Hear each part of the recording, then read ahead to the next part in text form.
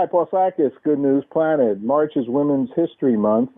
How the Army Reserve is stronger with female soldiers. And we're very honored to have Command Sergeant Major Raquel A. Domenico. Is that right? I'm sorry if I said it's that. It's Domenico. It's fine. Gee, I wasn't sure if it was an I or an E, but okay, Domenico. And you were actually the first sergeant of a combat engineering company in 2015. Wow. And before combat, designated units were open to women. Okay. So what does a combat engineer first sergeant do? And what did you do when you started? Well, when I started out, I was a 12 Charlie, which is a bridge crew member. So we built all different kinds of bridges, including the floating ones that you see with the big pontoons that open up. It's really cool. I was boat operator, so that was a lot of fun. But with the combat engineers, what they do is more of the explosive side. So finding IEDs, if you will, and getting to blow stuff up for breaching operations and whatnot. So that's on the fun side of the house. Starting out as a 12 Charlie, that's considered in the engineering realm. You also have the construction engineers. So when you get up to the position that I'm in right now, then you do all things engineering. So you get to do the construction, the bridging, and the combat engineering, the blowing things up. Okay. Did you say back in high school, did you think this was going to be a career for you or something you'd be getting involved with, or maybe earlier? Yeah, growing up, everybody always used to say, we always knew that you'd be in the military. You know, I was just that kid. You know, my parents knew it. Everybody knew it. I was really, disciplined and liked doing sporting events, so everything transferred over really well. I played hockey on the men's team in high school. So, being one of the only females playing hockey, I kind of got used to my role for the military where you got used to pulling your own weight and having everybody treat you like one of the team members. And, that really set me up for success in the Army. Well, a lot of women have done very well in the Army Reserve. I see a lot of interesting statistics here. Isn't that so? Oh, yeah. There's all kinds of women that are doing amazing things in the Army. Like you have Lieutenant General Jody Daniels. She was the first female chief of the Army Reserve and commanding general assigned in 2020. And she also became the first female commander of any Army component. So she's really paving the way for the next generation of women. And she was also, I'm at Fort McCoy, Wisconsin, and she was previously the senior commander here. So really cool lady doing great things. All righty. That's a good thing. I see some other statistics here. In 2016, the Army has trained more than 3,200 women soldiers into infantry as well. Infantry, armor, and field artillery occupations. Yes. So in 2014, when I was offered my first sergeant position, they had just decided to open up combat engineering. So it was kind of like the test year. They opened up combat engineering first, and then they moved into opening up all positions to females. So that's why I was able to go ahead and take a first sergeant position in a combat engineer unit, because in 2014 they opened it. So women were able to go ahead and do that. So also, there's another one. I'm going to read these. These are very enlightening. 36% of the Department of the Army civilian workforce are women. That's a lot, isn't it? Yeah. So about 1 in 4 soldiers in the Army Reserve are women, and all positions are open to them. So they're really joining and doing great things. What's the Ranger School? Graduated? Rangers? Is it Ranger School? I'm sorry. Yeah, so yes. that's one of the elite schools. Previously, it wasn't open to women.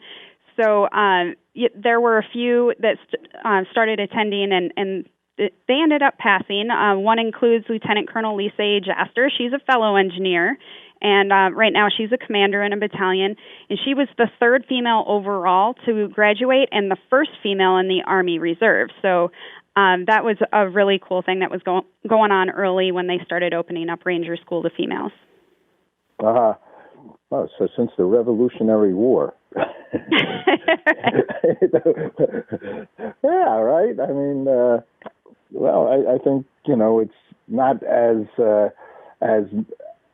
aware. People aren't aware of how many women actually serve our country. Isn't that so? Would you say in general they don't realize it?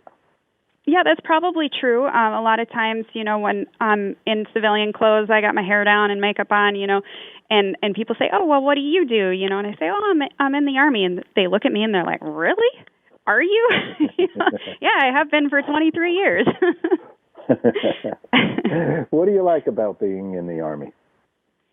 I like the challenges. You really have to push yourself both physically and mentally, and it's always been something that I enjoy doing. Like I said, I did sports in high school, and so it's something that I really look forward to. Is there a lot of camaraderie between say the women in the Army in general? Would you say?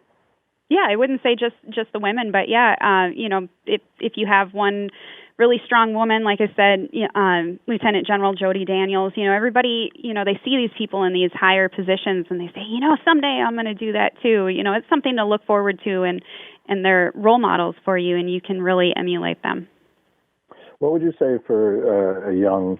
I mean, when can somebody join the Army Reserve? Do you need to be out of high school, or is there certain ages that the Army Reserve will accept you? Well, I joined at 17, so that's one of the things that they do in the Army Reserve is you can go ahead and sign up when you're still in high school, and when you get done with high school, then you can go ahead and start doing your training. They actually do split training where you can go to just part of your initial training and then go back and finish school and then finish out your initial training the next summer. Could you, you're speaking about very, I think, sophisticated areas. Engineering is quite, seems to me, complicated. But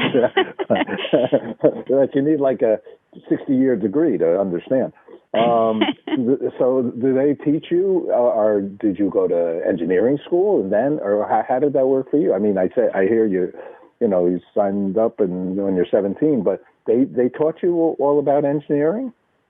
Yeah, so when you join, you can pick any field that you want to go into. You don't have to have any previous experience when you're enlisted.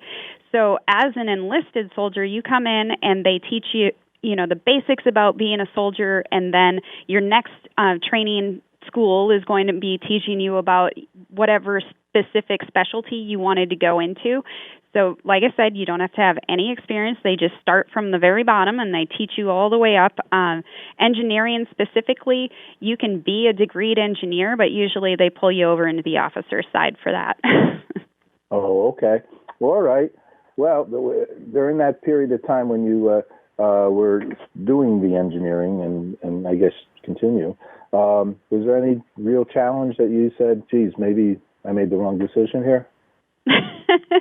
I wouldn't say I ever thought that I made the wrong decision, but yes, it was very challenging. There's you mentioned there's the Ranger School, that's for the infantry, and then we have Sapper School, and that's a really in-depth, challenging school to go to. And one of the things that I was doing when I was a first sergeant was trying to train soldiers to go to that school, and it was really difficult for me because I hadn't been to the school myself. So I'd say that was one of the challenges, was just not having the availability to attend all of the schools that I wanted to in order to have that knowledge base to pass on to my soldiers. But you have a lot of personality, and I can see where you can inspire people to do better because you're an upper. You're a very positive person, right? And I'm sure you know that, but everybody's, you feel good being near you. I feel like joining in. Well, geez, now I feel good. Thanks. Well, thank you very much. Anything else you'd like to tell us about the reserve? Sure. So, we're celebrating Women's History Month right now. And if anybody wants to learn any more about how we're celebrating or anything about the Army Reserve, they can go to usar.army.mil. Okay. Well, once again, you honor us, and thank you very much for being part of the Army Reserve and helping to make us feel more comfortable and safe and protected. Thank you so much. Oh, thank you very much.